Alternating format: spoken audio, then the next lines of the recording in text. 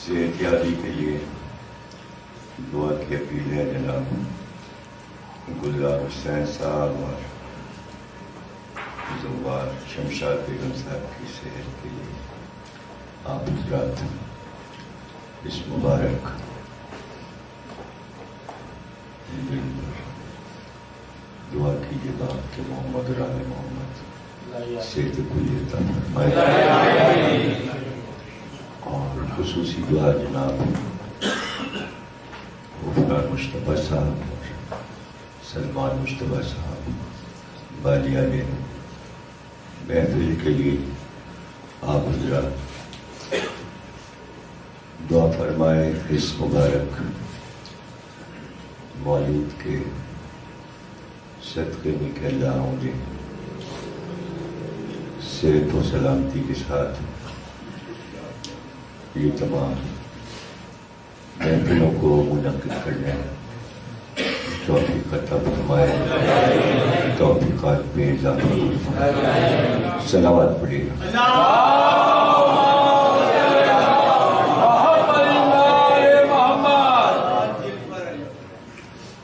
بسم اللہ الرحمن الرحیم. تمام تعریفیں اللہ کے لیے. درود اور سلام محمد اور آل محمد کے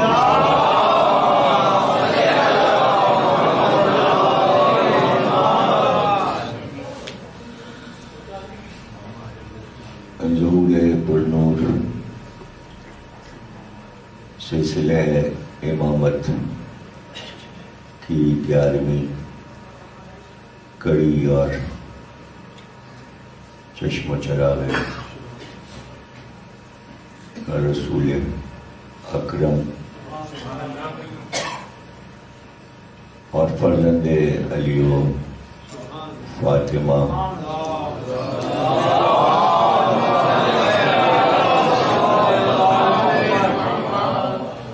اور موجودہ امام کے پدر گرامی جن کا جشن منعقد ہے اور آپ حضرات محفل میں کلام سماعت فرما چکے اور اختتامی صورت میں کچھ ذکر اس امام کا ہو جائے کہ جو اپنے امامت کے دور میں بہت ہی کم عمر رہے. ایک 9ویں امام اور ایک 11ویں امام.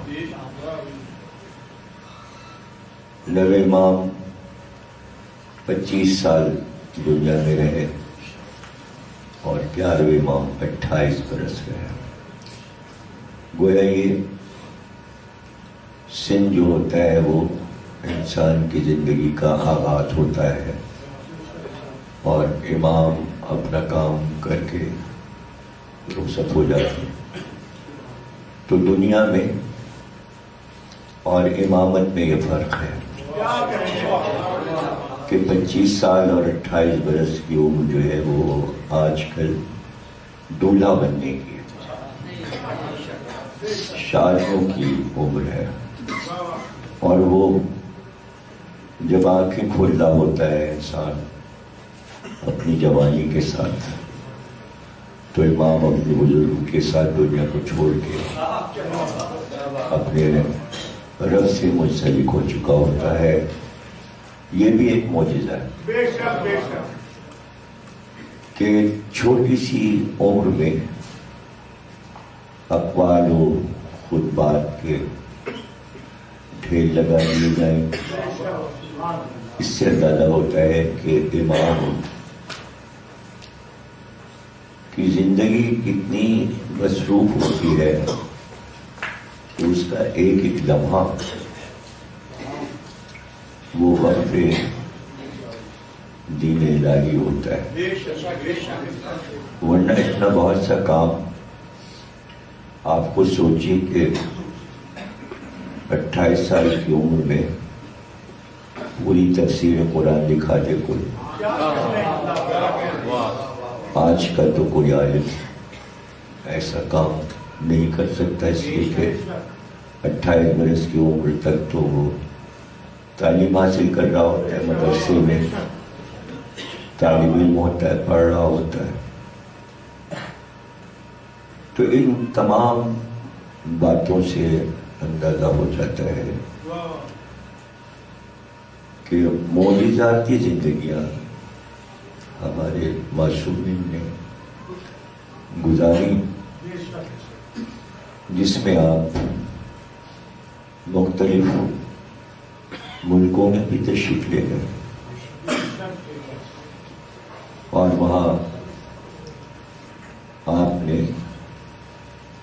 ان قوموں کی ہدایت بھی کی. یہ کوئی ضروری نہیں ہے کہ تاریخ بتائے کہ فلاں جگہ معصوم موجود تھا، اس لیے کہ یہ تاریخ کے محتاج نہیں ہے. تاریخ ان کی محتاج ہے اور یہ خود تاریخ بناتے ہیں. ایک ہوتا ہے تاریخ کا حصہ، ایک ہوتا ہے تاریخ لکھنے والا، لیکن یہ تو تاریخ گر ہے. یہ بولیں تو تاریخ بن جائے، یہ سفر کریں تو تاریخ بن جائے. جو شہر سے وابستہ ہو جائے وہ تاریخ. اور آپ دیکھتے ہیں کہ آج جن چیزوں کو عظمت ملی، خصوصاً زمینوں کو ہی دیکھ لیں آپ کہ جس امام سے جو زمین منسوب ہو گئی، آج وہ زمین کتنی اعلیٰ، بلند اور پررونق زمین. اس لیے کہ یہ تو کوئی شہر ہی نہیں تھا سامرا جس کا نام ہے، یہ تو ایک اجاڑ جنگل اور جگہ ایسی تھی کہ جہاں کوئی رہتا ہی نہیں تھا. یہ ضرورتیں دنیا کے بادشاہوں کو پڑتی ہیں کہ 3 خلافہ تک دارالحکومت مدینہ رہا. سب سے پہلے مولا علی نے مدینے سے دارالحکومت ہٹایا اور کوفے کو دارالحکومت بنایا. کیوں بنایا؟ یہ تاریخ لکھنے والا نہیں سمجھ سکتا. اس کے لیے ضروری ہے کہ معرفت امام ہو، معرفت معصوم ہو. تاریخ لکھنے والا ہمیشہ اور تاریخ پڑھ کر اس کے حوالے دے کر کمزور بات کہتا ہے اور لوگ اس کی بات کو مان لیتے ہیں. کمزور باتوں کو ماننے کی وجہ یہ ہوتی ہے کہ ہر ایک خود سے مشاہدہ کر کے نہیں مان رہا، بلکہ بات ماننے کی جو آپ دیکھتے ہیں کہ ایک بات ایک دم سے پھیلتی ہے اور بہت سے لوگ اسے مان لیتے ہیں، تو انجان لوگ بھی جب سنتے ہیں تو کہتے ہیں ہاں اکثریت تو یہ کہتی ہے، صحیح ہے. تو اس کے معنی یہ کہ اکثریت کا فیصلہ جو ہوتا ہے اس کو سب لوگ کہتے ہیں نہیں ٹھیک ہے، یہ بات اکثریت کہہ رہی ہے، لیکن قرآن کہتا ہے اکثریت گمراہ ہے، اکثریت جھوٹ بولتی ہے. اکثریت راہ کفر پہ ہوتی ہے، اکثریت کا راستہ صراط مستقیم نہیں ہوتا. تو تاریخ نے اتنا جھوٹ بولا ہے کہ اسی جھوٹ کو اب سچ سمجھا جاتا ہے. اور جب جھوٹے فیصلے کریں گے تو ظاہر ہے کہ عوام میں پھر باطل ہی باطل پھیلے گا اور باطل کو حق سمجھا جائے گا. اس لیے قرآن بھی یہ دعوت دیتا ہے کہ تم خود کیوں نہیں عقل سے کام لیتے، چونکہ وہ عقل استعمال کرنا کثر شان سمجھتا ہے. ہم اور عقل استعمال کریں، ہماری شان ہے، ہم کیوں استعمال کریں؟ ہم تو خود مختار ہیں. اب ہم عقل بڑھائیں. ایک تو یہ مجبوری آتی ہے، دوسری مجبوری چونکہ فطرتی طور پہ انسان بخیل ہوتا ہے، کنجوس ہوتا ہے، تو کنجوس ہر چیز کو کم سے کم استعمال کرنا چاہیے. تو اس میں از قسم عقل بھی ہے کہ چونکہ وہ فطرتی طور پہ کنجوس ہے، اس لیے وہ عقل کو استعمال نہیں کرنا چاہتا. اس کو آسانی ہے. آپ نے بتایا ہے، ٹھیک کہہ رہے ہیں آپ صحیح کہہ رہے ہیں، ہم نے آپ کی بات مان لی. ہم کیوں سوچیں، ہم کیوں ذہن پر بوجھ ڈالیں؟ صاحب بس انہوں نے کہہ دیا بات صحیح ہے، انہوں نے لکھ دیا بس صحیح ہے. تو آپ یہ کیوں نہیں سوچتے کہ آپ اپنے آپ کو اثنا عشری بھی کہتے ہیں، 12 اماموں کا ماننے والا کہتے ہیں، 14 کا دم بھرتے ہیں، علی ولی اللہ کی باتیں کرتے ہیں، آپ علی والے بنتے ہیں، لیکن عقل نہیں استعمال کیوں نہیں کرتے بھائی؟ آپ کو عقل استعمال کرنا چاہیے. یہ ساری باتیں جو میں نے کہیں تو آپ یہ کہہ سکتے ہیں یہ سب آپ کے خیالات ہیں. نہیں، یہ قرآن کے خیال میں نے اردو میں سنا دیے، یہ قرآنی آیتیں. آپ بتائیے، اللہ جو سب کے دلوں کا حال جانتا ہے وہ آیتیں سنا رہا ہے اور پیغمبر کے ذریعے بھیج رہا ہے، اور ہر تیسری چوتھی آیت کے بعد کہتا ہے عقل کیوں نہیں استعمال کرتا؟ ڈانٹ پھٹکار جو ہے تاقلونا. کیا مطلب ہے؟ یعنی اس بات پہ اصرار کیا جاتا ہے جو کام نہ ہو رہا ہو. اور بھائی کر لیجیے نا یہ کام، اور بھائی یار پڑا ہوا یہ کام اٹھا لیجیے نا بھائی، پڑھائیے لے جائیے نا بھائی، آپ کب یہ کریں گے کام بھائی؟ اتنے دن ہو گئے. تو تقاضا یہ بتا رہا ہے کہ وہ کام نہیں ہو رہا تھا. اور وہ قرآن کس سے مخاطب تھا؟ پوری امت سے مخاطب تھا.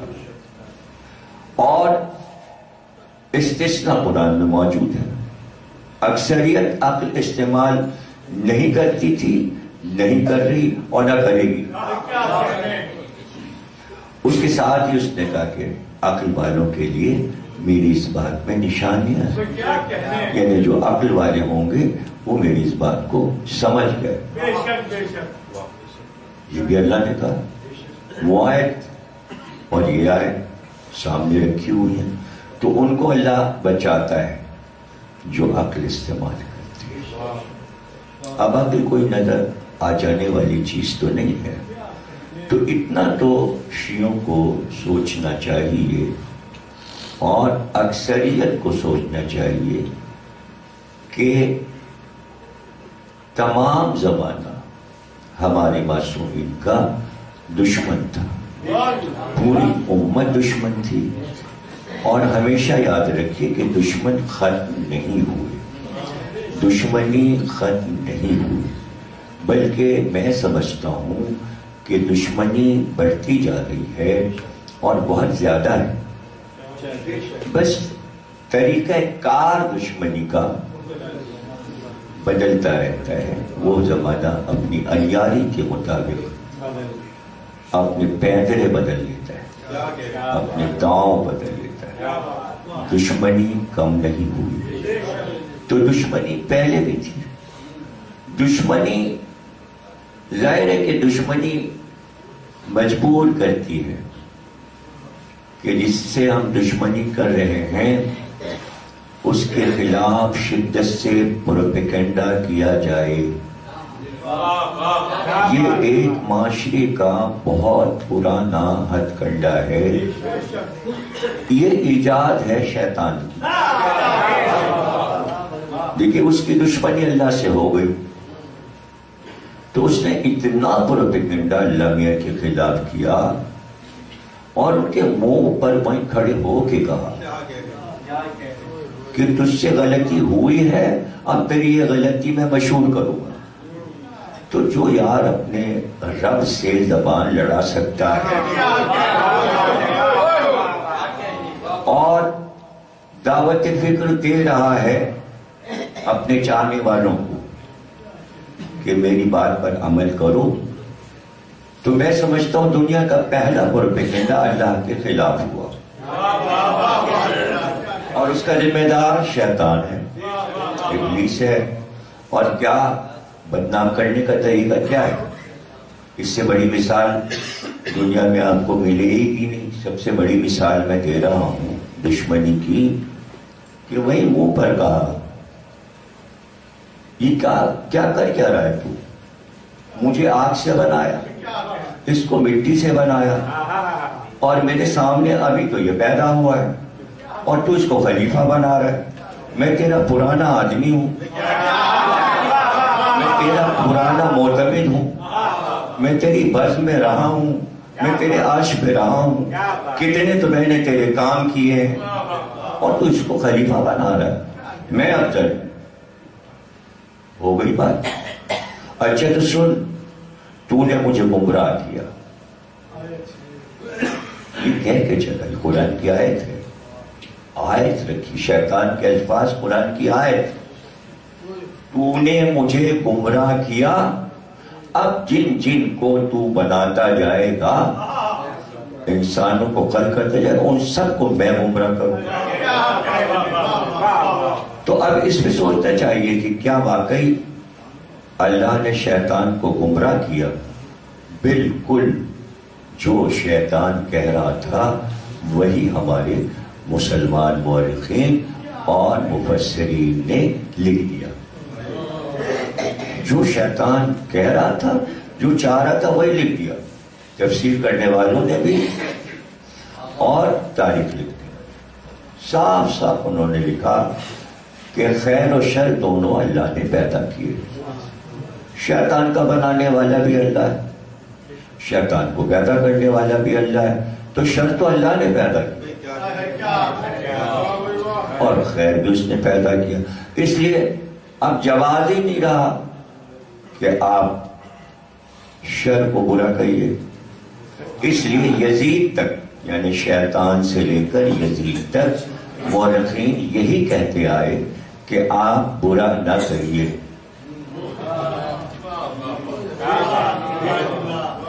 اللہ کی مرضی ہے، وہ بخش دے، اسی نے بنایا ہے، اسی نے گمراہ کیا شیطان کو، بخش دے گا شیطان۔ آپ کا ہی پریشان۔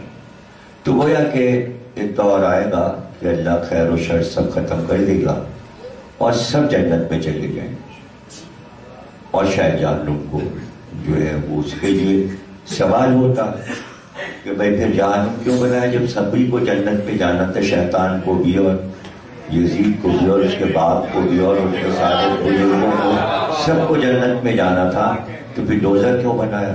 تو اس کے لیے لکھ دیا کہ وہ تو چلائے کہ ہمیں بنایا کیوں تھا؟ جب سب جنت میں چلے گئے تو تو نے ہم کو کیوں بنایا؟ تو پھر اللہ کہے گا کیا پریشانی ہے تجھے؟ تو کہے گا ہمارا پیٹ بھر، جنت کا پیٹ بھر ہے، ہمارا پیٹ بھر۔ تو اللہ اپنی ٹانگ جہنم میں رکھ دے گا، تو ایک ٹانگ تو اللہ کی جہنم میں گھسیٹ لی نا۔ تو آپ بتائیے کہ آپ آج کے دور میں کہتے ہیں، عجیب بات میں نے یہاں دیکھی ہے پاکستان کے ان تمام برسوں میں 60-70 سال میں جس کے خلاف پروپیگنڈا ہو رہا ہے وہ مظلوم ہے. اسی سے سوال کرتے ہیں اجی آپ کے لیے کیوں ہو رہا ہے؟ مجرم وہ ہے جس کے خلاف پروپیگنڈا ہو رہا ہے اور اس کو سرا رہے اور اسے مجرم کہہ رہے ہیں. یہی ہے عقل کی کمی. یاد رکھیے عقل کیوں غائب ہو جاتی ہے؟ اس کی وجہ یہ ہے محبت اہل بیت نہیں ہے تو عقل نہیں ہے. پورا مذہب جتنے بھی فرقے ہیں، شیعہ دیکھیے فرقہ نہیں ہے، یہاں پر بھی عقل شیعہ بھی نہیں استعمال کرتے. شیعہ فرقہ نہیں ہے، خود ہی ہم اپنے آپ کو کہتے فرقہ. شیعہ سنی فرقے، ابھی فرقہ کا فرقہ بندی کہاں ہے؟ فرقہ کسے کہتے ہیں؟ تفریق کو، تفریق بازی یعنی تخریب کاری. فرقے کے معنی ہے جس نے تخریب کیا ہو. فریق کون بنتا ہے؟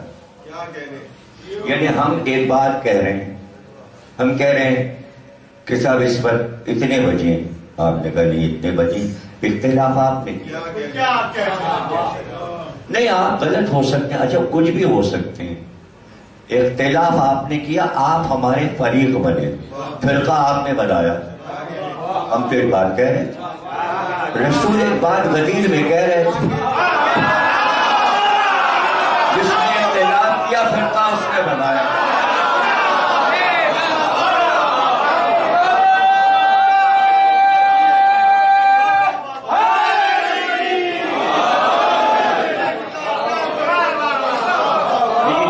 کسی کے پاس درود نہیں ہے. حضرت موسیٰ کو درود نہیں ملا کہ وہ یہودیوں کو دیتے، حضرت عیسیٰ کو درود نہیں ملا کہ وہ عیسائیوں کو دے جاتے. آپ کو درود دیا گیا تو لوگ سمجھتے ہیں ایسی بس پڑھ رہے. نہیں، یہ ہزاروں بیماریوں کا علاج ہے. اس میں سے ایک ہے عقل کو حاضر رکھنا. جتنا آپ درود پڑھیں گے عقل اتنی تیزی سے کام کرے گی. اور عالمہ نے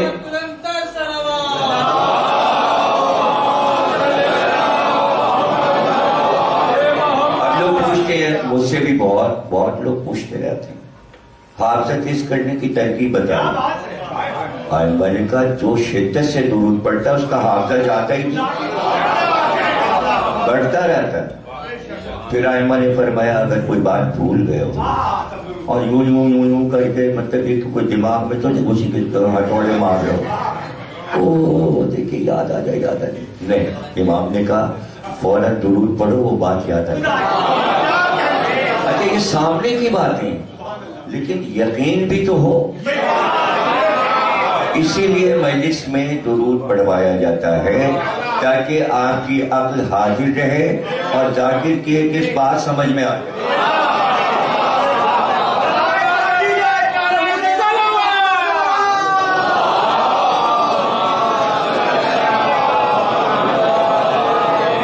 سب سے زیادہ جھوٹ دنیا میں جو بولا گیا وہ اہل بیت کے خلاف بولا گیا اور مسلمانوں کی تاریخ نے اس کو خوش ہو کے لکھا.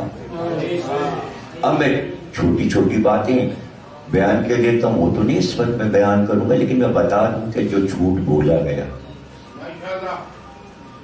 جناب خدیجہ بیوہ تھی. جناب خدیجہ نے 4 شادیاں کی. اب شیعہ کیا سنی کیا لکھے پڑے ہوئے. اتنا جھوٹ بولو کہ سچ لگنے لگے، مثل مشہور ہے اتنا. اور پھر جب اکثریت جھوٹ بولے تو اس کی مثال میں شروع میں دے چکا، اس کی تمہید کر چکا ہوں تاکہ بات سمجھ میں آ جائے. یہاں تک مجھے آنا تھا اتنی تمہید کر کے کہ پروپیگنڈا اتنا کرو، پکا دو کہ سب کہنے لگے کہ نہیں اگر ہم اس اکثریت کے خلاف بولیں گے تو نکو بن جائیں گے، اس لیے اکثریت کا ساتھ دے دو۔ کتنا جھوٹ بولا گیا، وہ تو ایک فہرست ہے، دفتر ہے جو رسول اللہ کے خلاف بولا گیا، اسے چھوڑ دیں۔ وہ تو سب کے ہیں نا رسول اللہ، تو وہ تو سب کے برابر ہے، لیکن پھر بھی ہماری نظر میں رسول اللہ کی عظمت کچھ اور۔ کھلے عام مجموع میں، لاکھوں کے مجموع میں رسول اللہ کے بارے میں اسلامی ملک پاکستان میں جھوٹ بولا گیا، جھوٹ بولا گیا، سب نے سنا، سب سنتے ہیں۔ ان چیزوں سے ہم اپنے بچوں کو بچاتے رہیں۔ اسی لیے علامہ مجلسی نے 3 جلدوں میں یہ طالب علم کے لیے لکھی انہوں نے کتاب حیات القلوب، 3 جلدوں میں۔ کیوں؟ اس لیے کہ پہلی جلد آدم سے عیسیٰ تک تمام ہوئی، دوسری اتنی ہی ضخیم جلد پوری سرکار کی زندگی، اور تیسری جلد شرائط امامت، تاریخ امامت نہیں، تاریخ امامت پوری ان کی بہار الانوار ہے، 138 جلدیں، وہ تو ہمارے 14 معصوم کی تاریخ ہے، 138 جلدیں بہار الانوار۔ یہ حیات القلوب یعنی قلب کی زندگی۔ اب قلب کیسے زندہ رہے؟ حیات القلوب، دلوں کی زندگی۔ آدم سے عیسیٰ تک ایک دل سمجھ لو، دل دھڑک رہا ہے، جاندار ہے، انبیاء کی قسمت سمجھ لی۔ اب سرکار کی جلد اب پڑھو، جب 1 لاکھ سمجھ میں آ گئے، اور پھر یہ نہیں کہ اب تیسری جلد میں علی سے اور امام زمانہ تک کی سمانیات نہیں، وہ الگ ہے۔ اس میں آپ کو یہ بتایا جائے گا کہ شرائط امامت کیا ہے، اس میں باریک سے باریک شرطیں یاد رکھنے کے لیے اس موضوع کو الگ رکھا۔ اب اس سے زیادہ باریک میں کیا بات بتاؤں کہ میں تو ممبر پہ ان چیزوں کا ذکر ہی نہیں کرتا جو خادم حسین کے جلسے میں ہوا اور شیعہ سنی سب نے سنا اور ہضم کر گئے اس کو، اور کوئی تبصرہ کسی شیعہ خطیب نے جوابی طور پر نہیں کیا۔ اگر ہماری تربیت بچپن میں ان چیزوں پر نہ ہوئی ہوتی تو ہم بھی نہیں بولتے، ہم بھی اسی طرح پاکستان کے خطیبوں کی طرح شیعہ سنی کی طرح چپ رہتے، لیکن ہم بولتے رہے۔ ہم صرف یہ بتاتے رہے، ہم ان چیزوں کا جواب نہیں دے رہے، بلکہ ہم صرف یہ بولتے رہے کہ چھوٹی سے چھوٹی بات جو ممبر پہ بیان کی جا سکتی ہے، بیان وہ بھی ہو سکتی ہے، بیان وہ بھی ہو سکتی ہے، لیکن میں اس کو نہیں بیان کرتا، تاکہ اگر اس سے بھی ہلکی چھوٹی سی بات بیان کر دو تو بڑی باتیں آپ سے آپ ختم ہو جاتی۔ شرطوں میں امامت کی یہ ہے کہ جس میں مبارک پر ائمہ کے معصومین کے مکھی نہیں بیٹھ سکتی، اس لیے کہ مکھی نجس ہے، یہاں آئے تطہیر ہے۔ اب از قسم نجاست آئے تطہیر کی روشنی، طہارت اور پاکیزگی کی روشنی میں چھینک امام کو نہیں آتی۔ کوئی ایک واقعہ لاکھوں کتابوں میں کوئی دکھا دے کسی امام کو معاذ اللہ چھینک آئی، امام کو جمائی نہیں آتی،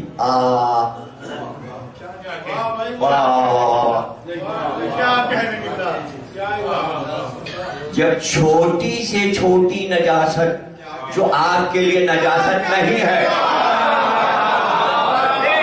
دیکھیے جمائی لینا آپ کے لیے نجاست نہیں ہے کہ آپ جمائی کے بعد وضو کرتے ہیں یا چھینک کے بعد آپ وضو کرتے ہیں، چھینک نجاست نہیں ہے، لیکن واہیات چیز ہے، واہیات چیز ہے جو انسان میں اس کی خطاؤں کی وجہ سے بڑھتی چلی گئی، ورنہ آپ اپنے ہی آس پاس پڑوس دادا پردادا چچا تایا کو دیکھیں گے کہ آپ نے کبھی نہیں دیکھا ہوگا کہ محفل میں انہوں نے جمائی لے لی یا چھینک دی. اب اس کے بعد شرائط نبی سے لے کے امام. اب دیکھیں کتنا جھوٹ بولا کہا حضرت علی چھوٹے قد کے تھے, لیکن اگر حیات القلوب شیعہ پڑھے ہوتے تو اب چھوٹا قد کیوں, شیعہ خطیب کیوں کہے گا چھوٹا قد؟ اس لیے کہ وہ خود دلیل چاہے گا, اس لیے کہ وہ چھوٹے قد کا ہے.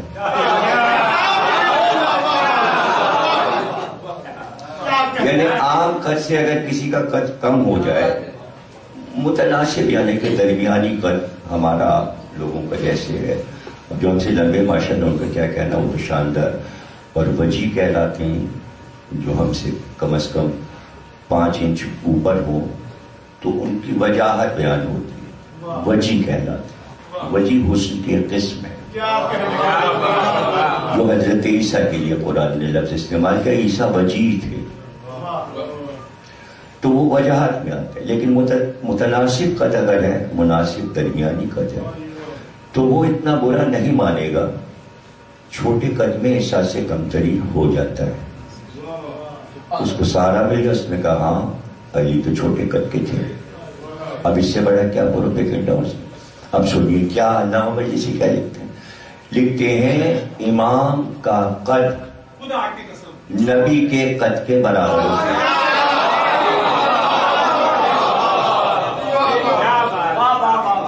پہلی بات. دوسری بات سنیے, جو کہ شرائط عصمت میں تیسری جلد حیات القلوب پڑھیں گے, آپ کو سب مل جائے گا. اس میں چھپی ہوئی ملتی لاہور میں مارکیٹ میں موجود ہے کتاب. وہ یہ ہے کہ لاکھوں کا مجموعہ, لاکھوں کا مجموعہ, اور بیچ میں امام یا نبی آ جائے, جیسے غدیر میں ہوا. لاکھوں کے مجمع میں نبی بھی ہے اور امام بھی ہے دونوں. تو اس کے لیے انہوں نے کہا کہ معصوم کا ارشاد یہ کہ اس میں 6 فٹ کا بھی ہو سکتا ہے, 6.5 فٹ کا بھی ہو سکتا ہے, لمبے سے لمبا انسان ہو سکتا ہے. لیکن اللہ نے یہ معجزہ رکھا کہ لاکھوں کے مجمع میں نبی اور امام جو ہوگا, کتنا ہی قد لمبا ہو کسی کا, اس کے مقابل نبی اور امام ایک بالش اوپر نظر آئے. یعنی عام انسانوں سے اللہ نے نبی اور امام کے قد کو گھٹنے نہیں دیا, اس لیے کہ محاورہ بننے والا تھا, ارے یہ چھوٹے قد کے ہیں, ارے یہ کمتر قد کے ہیں, یہ قد گھٹا ہوا ہے, یہ محاورہ ہے ذلیل کرنے کے لیے. ہیں لمبے, ان کا کم قد کے, یہ اردو محاورہ ہے. اس لیے اللہ صدیوں کو دیکھتا ہے, تب اپنے انبیاء اور ائمہ کے لیے فیصلے کرتا ہے. اب یہ دیکھی کر دیا انہوں نے. پھر اس کے بعد ان کا دارالحکومت علی نے بدل دیا, کوفے لے گئے, اس لیے 3 لڑائیاں لڑنی پڑی اور ناکامیاب ہو گئے. پروپیگنڈا. اچھا اب اس سے بڑا دیکھیں, میں کہتا ہوں دنیا میں اس سے بڑا پروپیگنڈا ہی نہیں ہو سکتا. اس سے اندازہ کر لیجیے آپ کہ علی سے بڑا عبادت گزار, اپنے معبود کا چاہنے والا گزرے نہیں. اور جب علی کی شہادت کی خبر معاویہ کے دربار میں گئی تو ایک آدمی بیٹھا ہوا تھا, اس نے کہا بھائی کیا ہوا؟ ان کا وہ مسجد میں علی شہید کر دیا گیا. تو اس نے کہا مسجد میں علی, علی سے مسجد کا کیا تعلق؟ اس لیے کہ ہم نے تو سنا ہے کہ علی نمازی بھی پڑھتا تھا. آپ دیکھا, اس سے بڑا پروپیگنڈا دنیا میں نہیں ہو سکتا. معصومین کی عمروں میں پروپیگنڈا ہوا, ان کی وجاہت میں, ان کے شجروں میں. جب بس نہیں چلا تو پھر اولادوں کو, ارے وہ فلاں تو فلاں امام کا پوتا ایسا تھا اور سگڑ پوتا ایسا تھا, اور یہ سب کچھ لکھا. لیکن شرط امامت میں یہ ہے کہ نوح کا بیٹا, جو کہ نوح کا بیٹا نہیں ہے, ان کے نطفے سے نہیں تھا, بلکہ ان کی بیوی کے پہلے شوہر کا بیٹا تھا. اسی لیے قرآن نے کہا کہ یہ تمہارا اہل نہیں, اہل کہتے ہیں اہل بیت، گھر والے کو۔ قرآن نے کہا یہ بیٹا جس کو تم بلا رہے ہو سفینے میں یہ تمہارا اہل نہیں۔ کہتے ہیں نا بھائی اس کام کے اہل نہیں ہیں، وہ فلاں صاحب اہلیت ہی نہیں رکھتے، تو وہ اہلیت رکھتا ہی نہیں تھا کہ نبوت کے گھرانے میں اسے جوڑا جائے۔ سب سے بڑی مثال حضرت علی سے پوچھا کیا بیٹا تھا؟ نے کہا نہیں، ہوتا تو گمراہ نہ ہوتا، اس لیے کہ نبی کا بیٹا گمراہ نہیں ہوتا، معصوم کا بیٹا گمراہ نہیں ہوتا، امام کا بیٹا گمراہ نہیں ہوتا۔ اب اتنا پروپیگنڈا کیا کہ اس کے اوپر آپ یہ دیکھیے کہ سارا اس وقت شور لگا ہوا ہے کہ اماموں کو نہ صحیح تو بیٹوں کو کہہ دوں۔ تو یہ بھی کہہ دیا کہ امام حسن عسکری کے بھائی جعفر جو تھے معذرت ان کے لیے کہہ دیا بھائی وہ تو لفظ استعمال کی ان کے لیے، یعنی ان کے نام کا جزو بنا دیا۔ قذاب شیعہ کتابوں میں شمع رکھے کہتے ہیں ممبر پہ۔ اچھا یہ ساری باتیں ظاہر ہے کہ آپ کو تھوڑی سی تکلیف ہوتی ہوگی اس میں کہ بھائی یہ تو ہمارے اپنے ہی پول کھل رہے ہیں، تو کھلے تو کیا کیا گیا؟ یہ صرف اس لیے کہا جاتا ہے تاکہ تم نہ کہنا یہ سب۔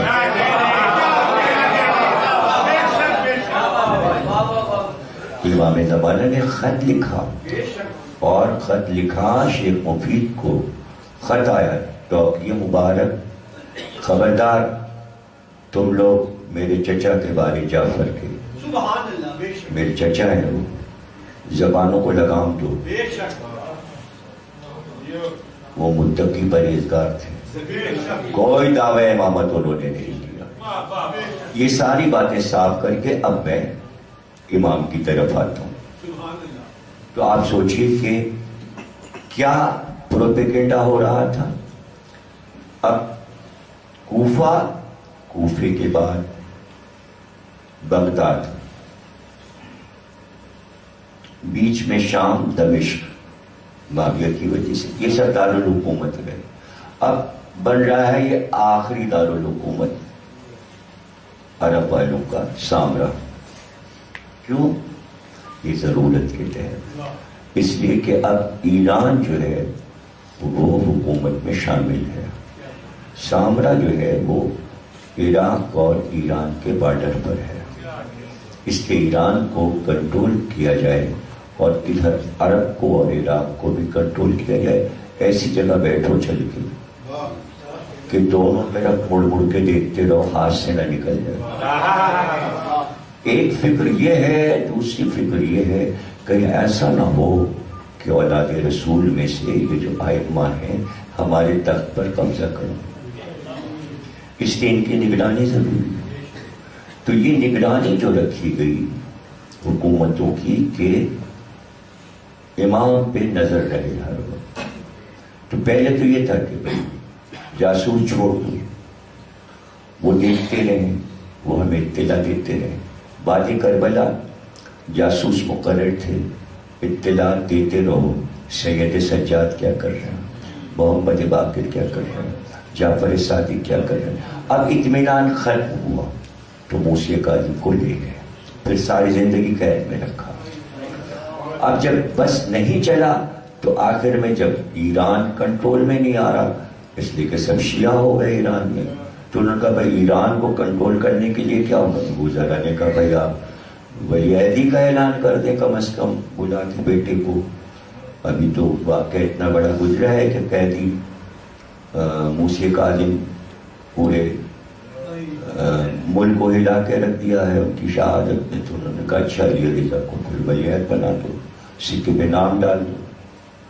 انہیں بادشاہ تسلیم کرتے ہیں ہم بات کا، اپنے بات کا، اس لیے کہ بیٹا بھی نہیں تھا مامون کے، کوئی اولاد نگینہ نہیں تھی، بیٹیاں تھیں۔ تو اسے معلوم تھا کہ کوئی عباسی لے جائے گا تو اس سے اچھا امینی کو دے دیں سلطنت۔ لیکن وہ دلیل بن گئی مولا علی کے لیے کہ پہلا علی بھی پھر خلیفہ تھا اور وہی مانا گیا، اس لیے کہ اب 8ویں علی کو بلایا جا رہا ہے۔ تو یہ نام جو بار بار آپ دیکھتے ہیں نا کہ پنجتن کے نام دہرائے جاتے ہیں، یہ قدرت کا ایک نظام ہے کہ 4 علی اور 4 محمد. مولا علی، علی بن الحسین، سید سجاد کا نام بھی علی ہے. اب اس کے بعد علی رضا، پھر علی نقی. تو اس طرح آپ دیکھتے ہیں کہ 4 علی ہو جاتے ہیں اور 4 محمد ہو جاتے ہیں. سرکار دو عالم. اب پھر اس کے بعد جو دوسرا نام امام میں رکھا ہے تو محمد باقر. پھر اس کے بعد آپ دیکھتے ہیں کہ محمد تقی علیہ السلام. اور پھر اس کے بعد امام زمانہ، وہ بھی محمد ہے. تو 4 علی اور 4 محمد پنجتن کے ہی نام دہرائے جا رہے ہیں. اب اس کے بعد امام حسن علیہ السلام. تو 2 حسن ہیں 4 معصومین میں. ایک امام حسن مشتبہ، ایک حسن عسکری. قدرت نے یہ طے کر لیا کہ محمد کا نام دہرائیں گے، علی کا نام دہرائیں گے، حسن کا نام دہرائیں گے، حسین ایک ہے. تاریخ امامت میں حسین دوسرا نہیں.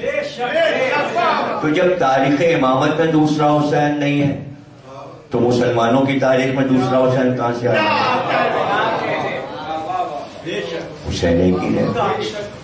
تو یہ نام دہرائے گئے. اب 2 نام جو کہ لا پر پہلے سے کہہ دیا تھا علاوہ محمد علی اور حسن کے، اب وہ 2 نام ہیں، ایک موسیٰ کاظم اور ایک جعفر صادق. یہ 2 نام زمانے اور عہد کو دے کر اللہ نے رکھے کہ جو جیسا زمانہ ہے، جب محمد کا دور ہے تو محمد آئے، جب علی کی ضرورت ہو تو علی آئے، پھر جب موسیٰ کی ضرورت ہو تو موسیٰ آئے، اور جب جعفر کی ضرورت ہو تو جعفر. تو ہمارے 11ویں امام، ان کو بھی نگرانی میں رکھا گیا اس لیے کہ آپ کے والد گرامی 10ویں امام امام علی نقی علیہ السلام سامرے لایا گیا، اور سامرے میں امام بادشاہ کی نگرانی میں رہے. اب جو آپ سامنے میں عدالت کرتے ہیں، روزے پر جاتے ہیں، تو ابھی میں نے 8 ربیع الاول کو امام پہ تقریر کرتے ہوئے جملہ کہا تھا، اور میں پھر اس کو دہرا دوں. کچھ جملے ایسے ہوتے ہیں کہ جنہیں بار بار بیان کر دیا جائے تاکہ زیادہ سے زیادہ لوگوں کے ذہنوں میں محفوظ ہو جائے. آپ روضہ رسول سے لے کر نجف، کربلا، روضہ امام حسین، روضہ حضرت عباس، بغداد میں تو بہت ہی زیادہ کازمین میں پابندی ہے کہ آپ موبائل فون کیمرہ نہیں لے جا سکتے. اور کازمین میں تو آپ صحن مبارک میں اتنی پابندی ہے کہ آپ کوہنی کی آڑ بھی نہیں لگا سکتے، ایسے کر کے بھی نہیں بیٹھ سکتے. اس لیے کہ فوراً جو گھوم رہے ہوتے ہیں خدام، وہ آپ کو کہیں گے سیدھے بیٹھو سیدھے بیٹھو. کیمرہ لگا، امام کا ادب، ٹک نہیں لگا سکتے آپ. کازمین میں دیوار سے پیٹ نہیں لگا سکتے. نہ گلی سامنے بیٹھو، ادب سے بیٹھو. اتنی ڈانٹ پھٹکار ہے کازمین میں تو تھکا ہوا تھا، ڈانٹ تو میں نے بھی کھائی. اس کے پھر جاتے ہی میں نے ذرا سی لمبا سفر تھا، کونی ٹیکی اور میں سمجھ گیا کہ ڈانٹ پڑی تھی. مولا کا ادب ہے، کرنا ہے. کیمرہ نہیں لے جا سکتے آپ، تصویر زری پہ ہاتھ رکھ کے اپنی تصویر نہیں کھینچ سکتے. لیکن جب آپ سامنے میں جائیں گے 10ویں امام اور 11ویں امام تو آپ کیمرہ لے جا سکتے. اب یہ چھوٹی چھوٹی باتیں ہوتی ہیں. اب یہ کوئی بعد میں کہے کہ کیسٹ سن کے یہ دیکھیے کہاں سے پڑھا، جھوٹ بولا. یہ کس کتاب میں لکھا ہے، یہ کس راوی نے لکھا ہے؟ ہر چیز راوی نہیں لکھتا، کچھ آنکھوں سے دیکھ کے بھی بیان کیا جاتا ہے. سب کہہ رہے ہیں کہ صاحب 3, 4, 5 کروڑ کا مجمع کربلا میں ہوتا ہے عاشور پہ، اور میں پوچھوں کہاں لکھا ہے، کس راوی نے بیان کیا؟ سبھی بیان کر رہے ہیں، چونکہ سب بیان کر رہے ہیں اس لیے کوئی دوسرے نے مجھے کہا نہیں، یہ روایت کہاں سے لیا ہے؟ تو یہ چیزیں مشاہدہ آپ بیان کرتے ہیں، وہ سچا ہوتا ہے، آپ کو دیکھا. اور جب امام کے بارے میں ہو تو اس میں شک نہیں آنا چاہیے، اس لیے کہ عذاب اس پر ہوگا جو امام کا نام لے کے جھوٹ بولے گا. آپ کو پریشانی کیا ہے؟ وہ اپنی قبر میں دھوپ دے گا نا، اگر جھوٹ بولے گا. معصوم سچے لوگوں کے ذکر میں جھوٹ مل جائے گا. اب میں بتا رہا ہوں جھوٹ ہو تو آپ بتا دیجیے. میں گیا، سب کے پاس کیمرے تھے جتنے جی، حسن بیٹھے ان کے پاس بھی تھا، خرم کے پاس بھی تھا، علی کے پاس بھی تھا، میرے پاس نہیں تھا اس لیے کہ میں رکھتا ہی نہیں. لیکن سب نے میری تصویر کھینچی، دل بھر کے زری پہ ہاتھ رکھے، 10ویں 11ویں ماہ کی زری پہ سامنے میں ہم نے بھی تصویر کھینچوائی. لیکن ہاں یہ میں نے دیکھا کہ جب تصویر کھینچ رہی تھی تو جو کیمرہ لیے ہوئے تھا اس سے اس نے اشارہ کیا کہ اس طرف سے ہٹو اور اس طرف کھڑے ہو جاؤ. کیمرے میں نہیں آنا چاہیے، کیمرے میں نہ آئے، اس لیے کیمرہ پورے ورلڈ کو دکھا رہا ہے. کیمرے میں نہیں آنا چاہیے. یہ نہیں کہ تم زیارت کے لیے آئے اور تصویریں کھینچتے نہیں آئے. یہ سب خداموں کو سکھایا جاتا ہے کہ یہ زائروں کو بتانا ہے. اب آپ یہ بتائیے کہ سب جگہ منع ہے کیمرہ، مولا علی کیا نہیں جا سکتا؟ امام حسین کے روضے میں نہیں جا سکتا، حضرت عباس کے روضے میں نہیں جا سکتا، قاسمین میں نہیں جا سکتا، امام زادوں کیا نہیں لے جا سکتے، زید شہید کیا نہیں، کیمرہ نہیں. سامنے میں الاؤ ہے کیمرہ اور موبائل. کیوں وہ چاہتے ہیں کہ آپ تصویر کھینچیے؟ اس لیے کہ روضے کو بم سے اڑایا تھا، اس سے زیادہ عالی شان انہوں نے بنایا. تصویر لے جاؤ، دنیا کو بتاؤ کہ بن گیا.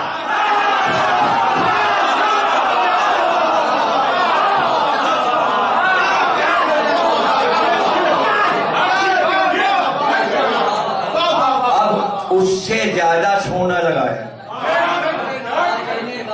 دروازے نہیں کیا، پہلے سے زیادہ مکمل سونے کی. پھر سرداب پہلے چھوٹا تھا، اب سرداب کو بہت بڑا. پہلے آپ زینے گنتے تو کم تھے، اب اور گہرائی میں سرداب کو لے. پھر پورا اندر حال ہے اور مزید تعمیر ہو رہا ہے، مسجد بھی بن رہی ہے اور مقام امام زمانہ بھی تعمیر ہو رہا ہے. گنبد دو ہیں، ایک امام کا گنبد ہے اور دوسرا امام زمانہ کی سرداب کے اوپر کا گنبد ہے، جہاں آپ عبادت کرتے تھے، محراب عبادت. دونوں کا رنگ الگ ہے. تو دنیا کو دکھاؤ، کتنی بار گراؤ گے؟ پھر بنایا. اس لیے کہ ایسے بھی لوگ ہیں جو ظاہر بن کے نہیں آ رہے، تو شاید پرانی تصویریں جنہوں نے دیکھی ہیں گرا ہوا روضہ تو وہ سمجھیں ابھی ایسا ہی ہوگا. اس لیے تشہیر کرو کہ بنا. تو اب جو آپ دیکھتے ہیں اور وہاں آپ جب جائیں گے تو آپ خود محسوس کریں گے. زیارت کے لیے جب جائیں تو وہاں دل لگتا ہے کہ بیٹھیں اور اپنائیت گھر والی محسوس ہوتی ہے. کیوں؟ اس لیے کہ وہی 11ویں امام کا گھر ہے، امام حسن عسکری علیہ السلام کا گھر ہے. جہاں روضہ ہے وہی گھر ہے. اب وہ ایریا اس کا دیکھ لیں، یہ پورا گھر تھا امام کا، اور اسی میں قیام 10ویں امام کا، اسی میں 11ویں امام کا. اور یہی جناب حکیمہ خاتون امام کی پھوپھی، جناب امام حسن عسکری علیہ السلام کی زوجہ وہ نرجس خاتون، امام نقی علیہ السلام کی زوجہ جناب سلیل خاتون. ان سب کی قبریں امام کی زری کے اندر ہیں اور یہی خواتین گھر میں تھیں بس. اور یہی سرپرستی امام زمانہ جو آخر وقت تک اس گھر میں رہی. یہی اس مسئلہ ہے. اب غلام جو ہے وہ سمجھ لیجیے کہ جوانی ہوگی اس کی، اب وہ 90 برس کا ہے، تو اب ظاہر ہے کہ امام غیبت میں جا چکے ہیں، اور 11ویں امام 28 برس میں جا چکے ہیں۔ اب غلام جو ہے وہ 90 برس کا ہے، جو امام کا خاص غلام۔ اب وہ مورخ آتا ہے سامنے پتہ لگانے، گھر کہاں پر تھا۔ اس کا ایک دوست تھا عطار، وہ دکان پہ بیٹھا ہوا، اسے کہتا ہے کہ کیا گھر میں کوئی ایسا فرق نہیں ہے کہ جس سے میں امام کے بارے میں کچھ پوچھوں؟ اس نے کہا ہے ایک غلام بچہ ہے، لیکن اس کی عمر بہت ہو گئی، اس لیے کہ زمانہ گزر گیا، امام کو دنیا سے گئے، زمانہ گزر گیا، تو وہ بوڑھا ہے، وہ کبھی کبھی باہر نکلتا ہے، تم یہاں بیٹھو دکان پہ نہیں، وہ جب نکلے گا تو ہم اس سے ملوا دیں گے تمہیں۔ وہ بہت کم کسی سے بات کرتا ہے، سلام کرتے ہیں سب اس کو، امام کا غلام سمجھے، لیکن وہ بات کم کرتا ہے۔ اس نے کہا اچھا، انتظار۔ تھوڑی دیر کے بعد ایک ضعیف اچھی سوری شکل کی کہ یہ آ رہے ہیں، اب تم ادب سے جاؤ، سلام کرو، اور جو پوچھنا ہے پوچھو۔ راوی گیا، سلام کیا، کہا ہم آپ سے کچھ امام کے بارے میں پوچھنا چاہتے ہیں۔ کہا کیا پوچھو گے؟ تمہیں میں ان کی کیا شان بتاؤں؟ تم کبھی اپنی آنکھ سے دیکھتے تو تمہیں پتہ چلتا کہ میرے آقا مولا کی شان کیا تھی۔ کہنے کو بادشاہ تخت پہ بیٹھا تھا، لیکن کوئی اس کی شان و شوکت کو مانتا ہی نہیں تھا۔ کہ بھئی کیا آپ کے پاس ایسا ثبوت اور دلیل ہے کہ بادشاہ وقت کے مقابل میں امام حسن عسکری دارالحکومت میں ان کی شان و شوکت کیسی تھی؟ کہا تو آؤ۔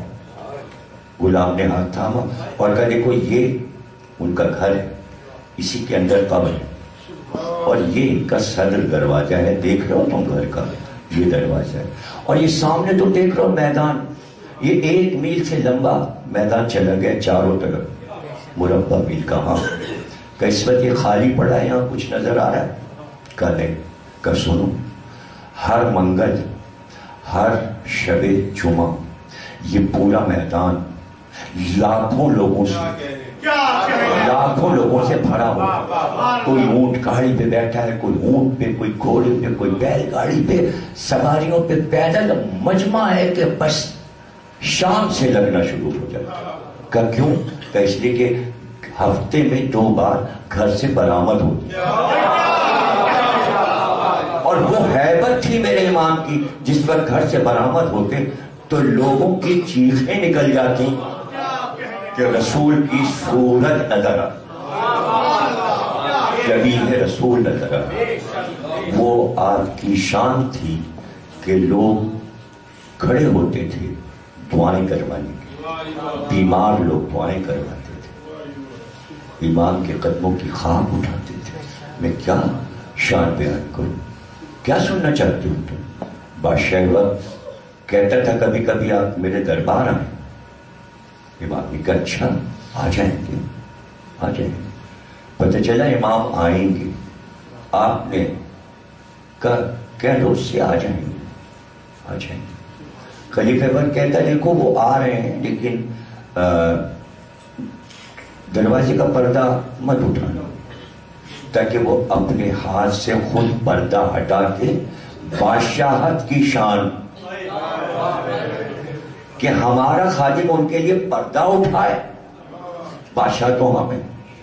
امام چلے، داخل ہوئے محل میں، جب پردے کے قریب پہنچی ہوا نے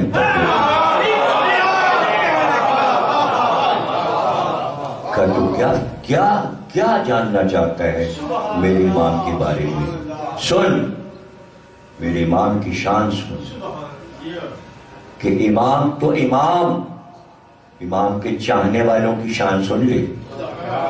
راوی ہے ابن عیاش، اور وہ امام کا صحابی ہے، بہت چاہتا تھا امام، مر گیا غلام کہہ وہ مر گیا، اس کا انتقال ہو گیا، لیکن وہ بہت محبت کرتا تھا میرے آقا مولا سے، اور اس کو بڑا یقین تھا، لیکن وہ تھا نگینہ تراش، وہ نگینے تراشتا تھا، فیروزہ، زمرد، یاقوت، تو اتنا مشہور تھا اور اتنا اپنے فن میں کامل تھا کہ بادشاہ وقت نے اس کو بلایا، خلیفہ عباسی نے، اور کہا یہ ایک قیمتی یاقوت میرے پاس آیا ہے اور یہ بہت قیمتی ہے، یہ بڑے بڑے بادشاہوں کے پاس ہوتا ہے، میری بیوی کے لیے اس کی سونے کی انگوٹھی بنا دے، پہلے تراشنا ایسا کہ اس میں چمک پیدا ہو،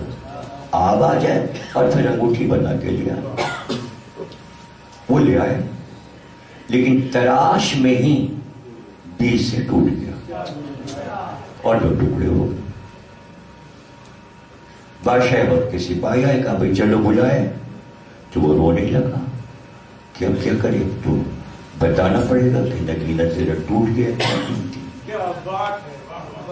تو سزا دے گا، پھانسی پہ چڑھا دے گا، قتل کر دے گا، قید میں ڈالے گا، اچھا اتنی مہلت تو میں اپنے امام کو آخری سلام کر دے، دیکھا میں تو دربار سے واپس آؤں گا، وہاں جا کے بتانا پڑے گا کہ نگینہ ٹوٹ گیا اور وہ سزا دے گا، سپاہیوں کے ساتھ کہا چلو ذرا میں اپنے امام کو سلام کر، آیا امام کی خدمت میں، امام حسن عسکری علیہ السلام، سلام کیا اور رونے لگا، کہا گھر بار بال بچے سب آپ کے حوالے، اب میں تو واپس آؤں گا، امام مسکرائے، کہا کوئی پریشانی تو چلا جا، کہا آپ مسکراتے ہیں اور مجھ پہ بلا آنے والی ہے، کہا اسی لیے تو مسکرا رہے ہیں کہ بلائیں نہیں آئیں گی، چلا جا بے دھڑک، کوئی پریشانی کی بات، میرا چاہنے والا ہے، میں تیرا ضامن ہوں، میں تیرا امام ہوں، چلا گیا، آ گیا، بس دربار میں داخل ہوا تھا، کہا اتنے آج اچھا ہوا آ گئے، میں نے تو اس لیے بلوایا کہ جب تم نگینہ لے کے چلے گئے تو میری دونوں بیویوں میں جھگڑا ہو گیا، ایک کہتی تھی میں انگوٹھی لوں گی، دوسری کہتی تھی میں نے فیصلہ کیا ہے اس کو کاٹ کے 2 ٹکڑے کر دو اور 2 انگوٹھیاں بنا کے لے آؤ،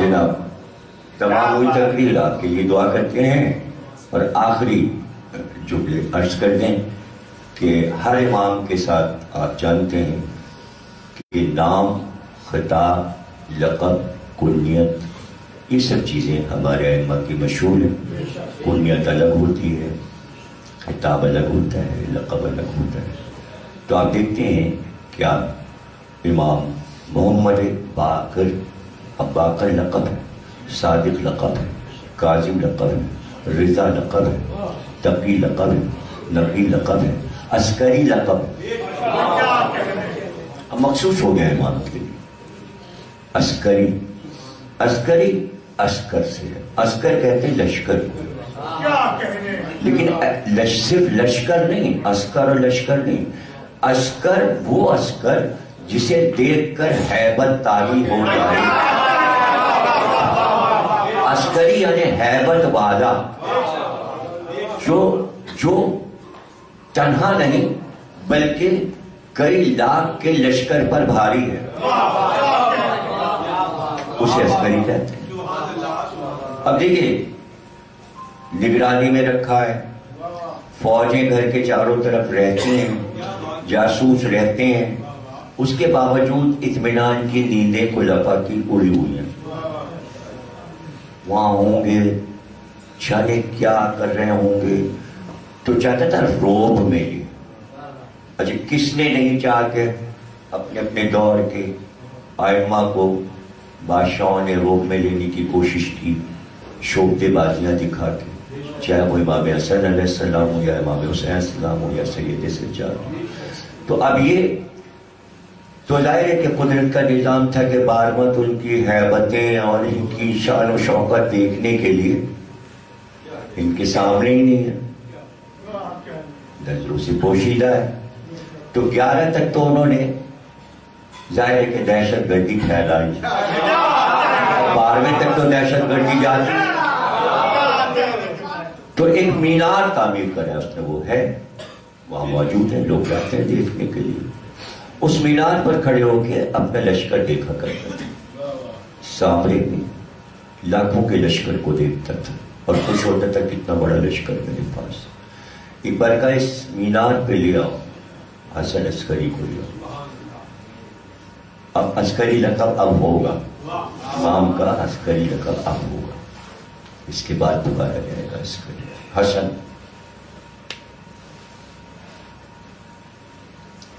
کا دیکھا آپ نے میرا لشکر؟ تاکہ امام پہ ہیبت طاری ہو، خوف زدہ ہو جائے. عباسی خلیفہ کا لشکر کہاں دیکھا؟ اس سے بڑا لشکر دنیا میں کسی کا نہیں. کہ دکھا چکا اپنا لشکر، اب میرا لشکر دیکھ وہ آ رہا ہے. اب جو اس نے نگاہ اٹھائی تو آسمان کے چاروں طرف لگتا تھا دروازے کھلے ہوئے ہیں اور سپاہی فرشتوں کی شکل میں نور کے حربے چمکتے ہوئے نیزے اور تلواریں لیے ہوئے اتر رہے. دیکھا، گرا، بے ہوش ہوا، پڑ گیا. جب ہوش میں آیا کہا ان کے پاس ایسا لشکر ہے. کہا ہمارا لشکر خدا کا لشکر ہے، خدا کا لشکر ہمارا ہے.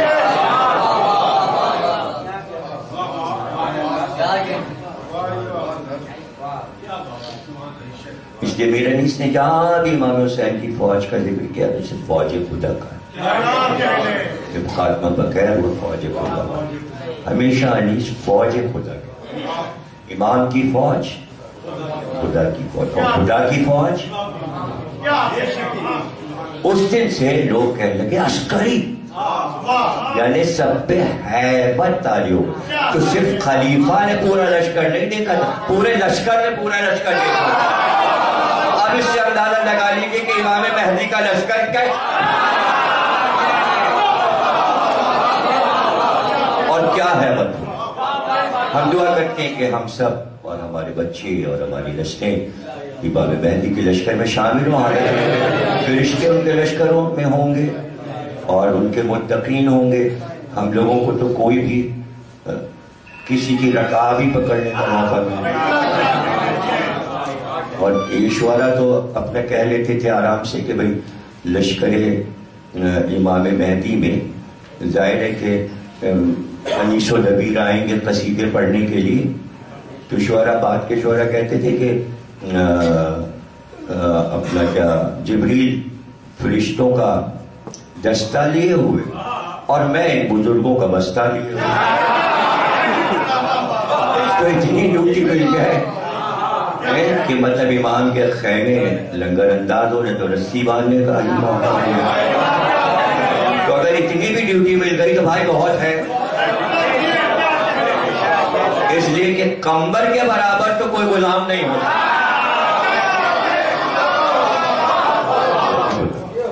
تو امام علی نقی علیہ السلام کے غلام کا بھی ایک کا نام قمبر تھا کہ قبر کی زیارت میں نے یہاں بغداد میں کی ہے. تو وہ 11ویں امام کا بھی غلام تھا. تو پہلے کا بھی غلام قمبر ہے. تو اب آپ یہ دعا کیجئے کہ ہم سب 12ویں کے قمبر.